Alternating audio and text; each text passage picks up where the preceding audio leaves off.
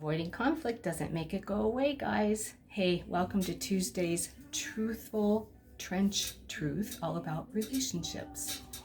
So are you one that avoids conflict or anything with emotions? Or will you initiate a difficult conversation in order to resolve a problem? I remember 2 years into my marriage, I learned that my husband was absolutely one of those avoiders, that difficult conversations were not only avoided, but they actually created more problems for us.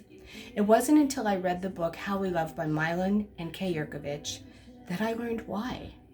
Friends, how we were loved absolutely affects how we love who we love. That's not to bash our parents at all. All of our parents did the very best they could with what they had been given.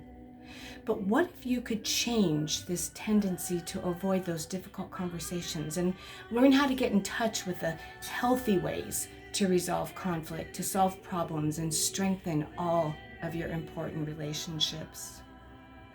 We'd like to offer you that opportunity. We'd like to say, join us in a trench near you to learn this and more, because God's design for relationships is to make us better, not bitter.